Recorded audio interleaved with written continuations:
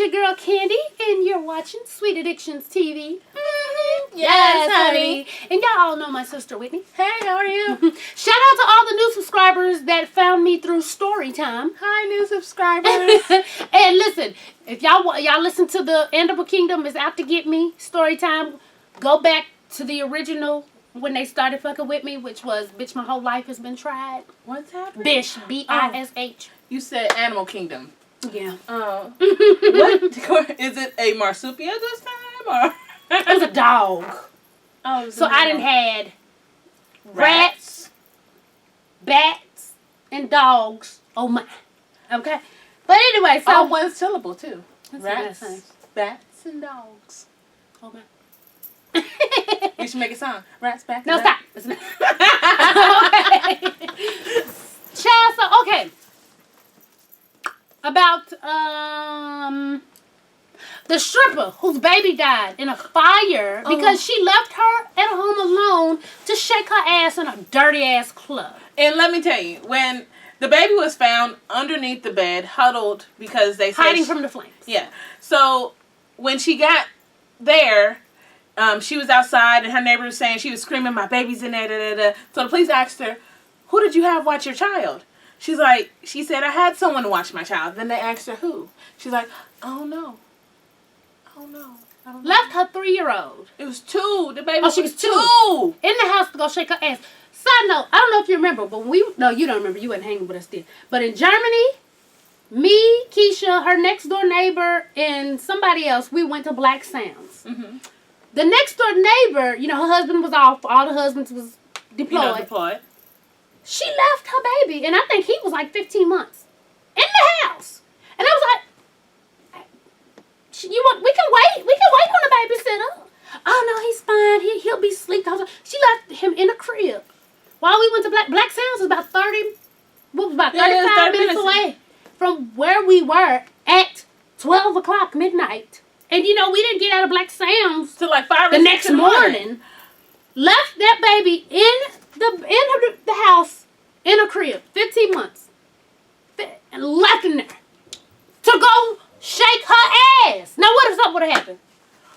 What is the logic that these females have to do that? It's like there's been a plethora of females that leave their children to go do something that's non-essential to their life. Like she didn't have to go stripping. And if she really needed to go stripping, you get paid in cash money. You couldn't have paid someone cash money to watch watch your child, or at least go to a daycare that's all night. There's 24-hour daycare. The picture they showed of her, that place was dirty as fuck. So she probably didn't even make $100.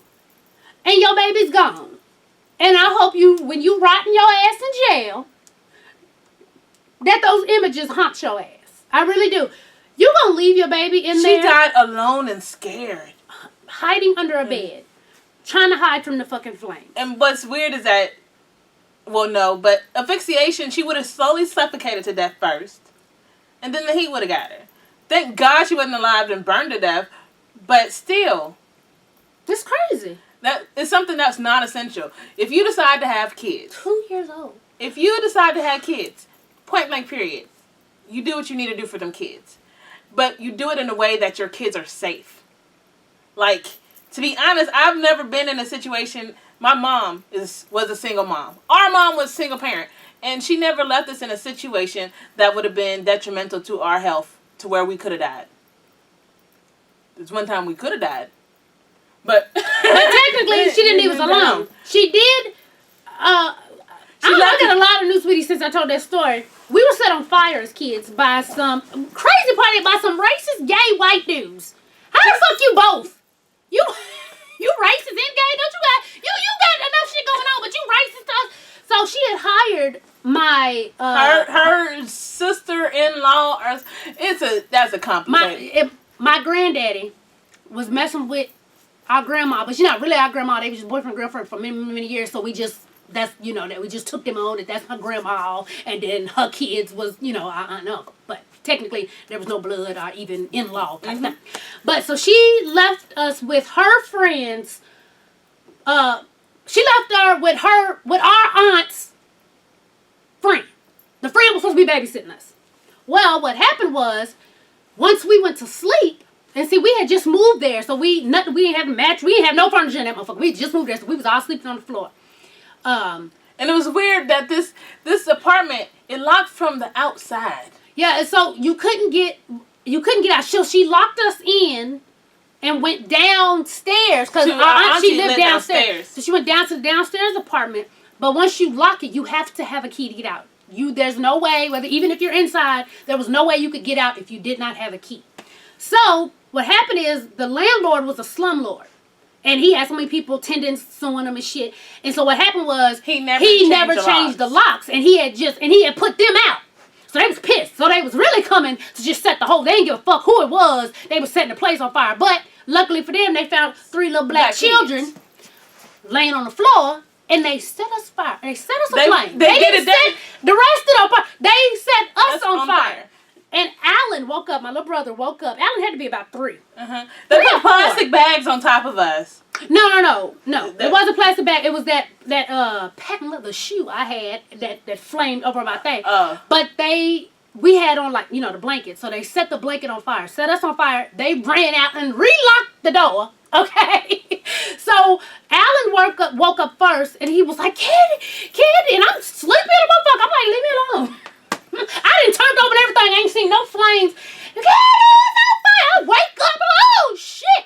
And Whitney was the only one who wasn't on fire. But if he wouldn't have woke us up in time, she would have been burnt to a crisp because she had on them, them wool pajamas we used to wear back in the day. It would have lit her ass clean up. So on my foot, on the side, it 8 layers. And the fire in the patent leather shoe that was next to it caught my foot and 8 layers of skin into my the side of my foot. But at the time, I couldn't feel it. Adrenaline pumping. Oh, shit. We trying to get out and smoke. We banging on the doors. And the crazy part is, we were on the very top. There was another lady right under us. She was able to get into the house from her. That fucking place was built weird as fuck. She unlocked her door, and somehow she was connected to our place, and she's the one who got us out. And then just imagine my mom coming home from work. And fire trucks and everything like that. The news. You know what? I wonder if we ever looked that up, if we could find that. Because it was the news. It was so many people out there. And she walks up, comes around the corner. And I knew because the firefighter was holding me. Because after I finally got out, that's when I felt the pain. And my fucking foot was damn near ate the fuck up. He was holding me. And so it was almost like something you would see in a newspaper. He was holding me. And then I happened to look. And my mom was walking around the corner. She was getting off from work. Because she worked at a bar up the street. Come around, all you seen her was drop the shit in her hand and run over. My baby. But she did pay somebody to watch us. The bitch just went downstairs and got drunk. And didn't come back to check on us. And so, yeah, we were set ablaze. So I can only imagine being 2, alone, with fire and not knowing what to do. Because it was scary for us. It was a lot. Yeah, it's scary. That was scary. Even talking about it now is scary. So...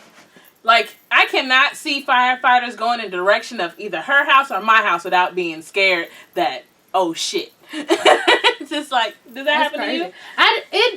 It happened to me. Even now, Deja is of age. Deja can watch by 4 kids, legally. But I still don't, I'm just recently starting to, and this only if I'm going up the street. If I'm going to CVS, if I'm going to Walmart, or if I'm going up to get a pizza and I'm back, and then if I see an ambulance, I'm like, oh, yeah, you get scared. And but she, please, nobody would bat an eye with the age that my children are, with her being there. But even then, I don't leave. I was supposed to go to L.A. Reid shit the other day. But mom had an allergic reaction. Her face blew up and shit. So I had to take her. They admitted her to the hospital. Now, I could have went because Deja's of age to watch her 5-year-old brother. And plus, at 9 o'clock, he in the bed. He sleep. But I was like, fuck that. I'm stuck. I ain't going no motherfucking where. No, but so I just don't get a mentality of a bitch. And it wasn't. And even if it was some important shit, it's still fucked up. But just to shake your ass at a dirty ass club, bitch. And you taking pictures too, so you have documents of that night. And then your best excuse was I left her with somebody. I don't know who they was though. Fuck out of here. What the fuck, honey?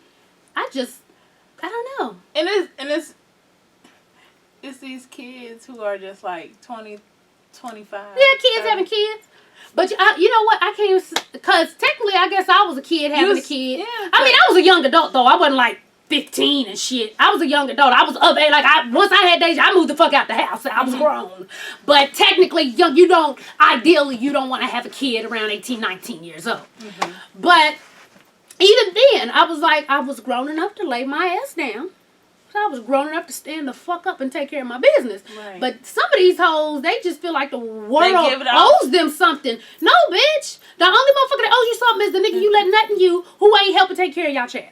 Because where the daddy at? Right? Where was the daddy? Why you couldn't ask him to watch him? But he probably like, bitch, I ain't watching no kids. You shake your ass.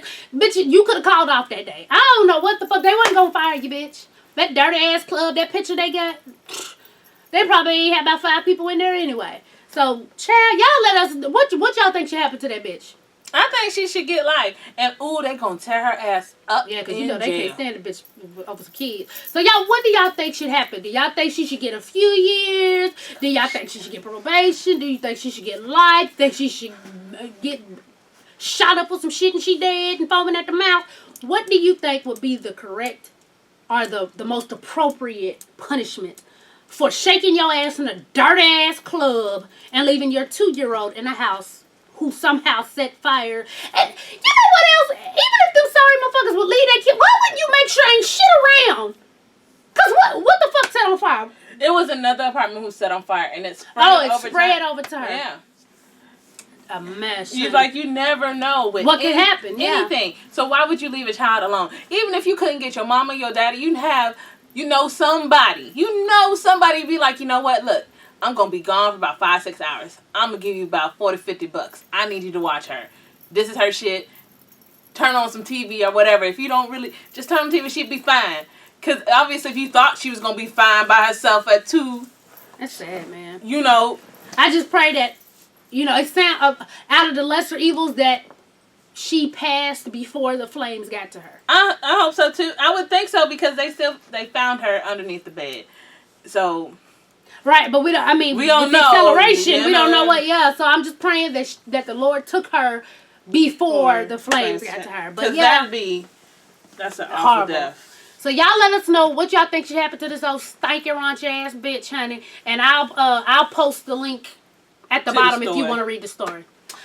Alright, babies, as always, thanks for watching, and tell a friend to tell a friend to tell a mother-sucking friend, baby, to subscribe and follow your girl on Twitter. Yes, honey. And make sure to follow me on Instagram, Facebook, Periscope, and Snapchat. Snapchat is the only different one. It's Candy SATV. Everything else is Sweet Addictions TV, except for Twitter. Twitter's Sweet Addictions because they wouldn't let me add 2 more. And where can they follow you? They can follow me at Bravo the Wicked on Instagram and Twitter. Wicked TV 85. Wicked TV 10. No, Wicked TV 85 on Snapchat. I know, right? And you can follow me on Facebook at Rashawn Sims. The easiest one is to go follow me on Instagram, boo, or Twitter. Bravo the Wicked. Everything else I'll tell you as it goes down. All right, babies. We out. Peace.